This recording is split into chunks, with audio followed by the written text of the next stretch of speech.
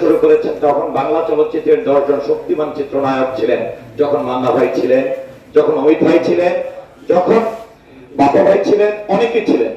তো সেই জায়গা থেকে 4 হিরোর জায়গা থেকে এসে আজকে সারা দেশের কোটি কোটি মানুষের মনে হয়েছেন, তার কোটি কোটি ভক্ত হয়েছেন। তো সম্মানটা আসলে আমাদের সঠিকভাবে দেওয়া উচিত।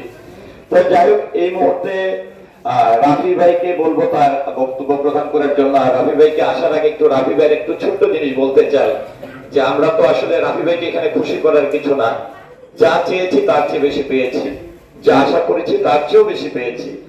এবং রাফি ভাই মানে এই বক্তব্য এবং গণমাধ্যমের সামনে সকলের সামনে একটা জিনিস যেটি তিনি আমাদেরকে সমিতিতে বসে বলেছেন, যে আমরা কি পারি না পরবর্তীতে এই যে ছোট ছোট চরিত্রে অভিনয় করা মানুষগুলো বিভিন্ন সমস্যার সম্মুখীন হয়, অনেক অ্যাক্সিডেন্ট হয়, অনেকে প্রাণ হারায়, তাদেরকে, তারা তো আসলে যেরকম একজন সরকারি চাকরিজীবী জীবনে চাকরি শেষে একটা রিটায়ার্ড মানি নিয়ে যেতে পারে, কিন্তু আমাদের এই মানুষগুলো যখন একটি বয়স হয়ে যায় বা অসুস্থ হয়ে ঘরে পড়ে যায়, তখন তাদের কিন্তু কিছুই করার থাকে না।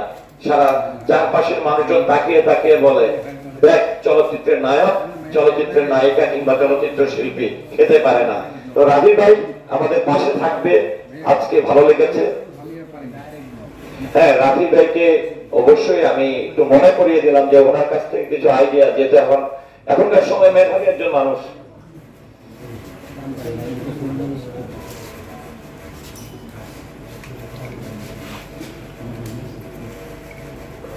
আসসালামু আলাইকুম সবাইকে, সবাই এখানে আসছেন, সবাইকে ধন্যবাদ আপনাদের আসার জন্য।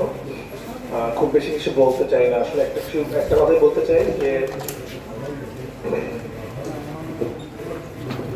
মনির ভাই আসলে আমরা একটা পোস্টার দিচ্ছি যে উনি আসলে সত্যিকারী হিরো। একটা সিনেমা একজন পরিচালক, একজন নায়ক, একজন নায়িকা দিয়ে আসলে তৈরি হয় না। একটা সিনেমা তৈরি করতে অনেক অনেক মানুষ লাগে।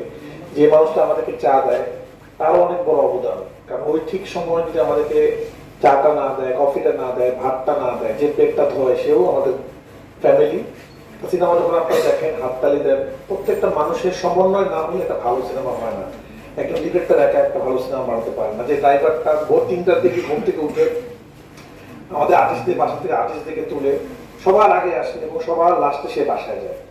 যে লাইট ম্যানটা আসলে আমরা তো শুটিং ব্যাকআপ বলে বাসায় চলে যাই, সে কিন্তু বাসা যেতে পারে না, সে আস্তে আস্তে লাইটটা খুলে সবার লাস্টে বাসা যায় এবং সবার আগে পরের দিন আবার শুটিং এ আসে। আপনারা কখনো শুনবেন না যে একজন টেকনিক্যাল টিম শুটিং লেট করে আসছে, তারা যায় সবার লাস্টে, সবার আগে আসে। তো এই মানুষগুলাই আসলে আমার মনে হয় তাদের জন্যই সিনেমাটা হয়, তাদের জন্যই আসলে দর্শক হাততালি দেয়।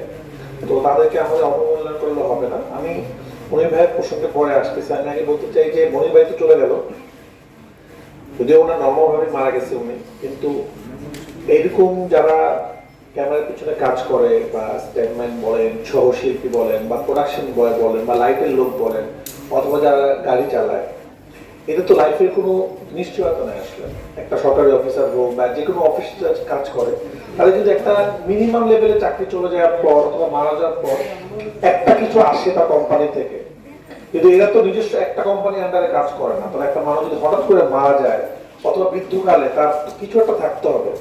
তো আমি অনুরোধ করছি আপনাদেরকে, এবং আমি এটা মিডিয়াতেও আলাপ করছি, প্রোডাকশন বয়, লাইট বয়, যারা কিনা একটু দিন আনে দিন খাওয়ার মতো কাজ করে, তাদের যে রিমোশন দেওয়া হয় এটা নিয়ে আসলে সেভিং করার মতো কিছু নাই।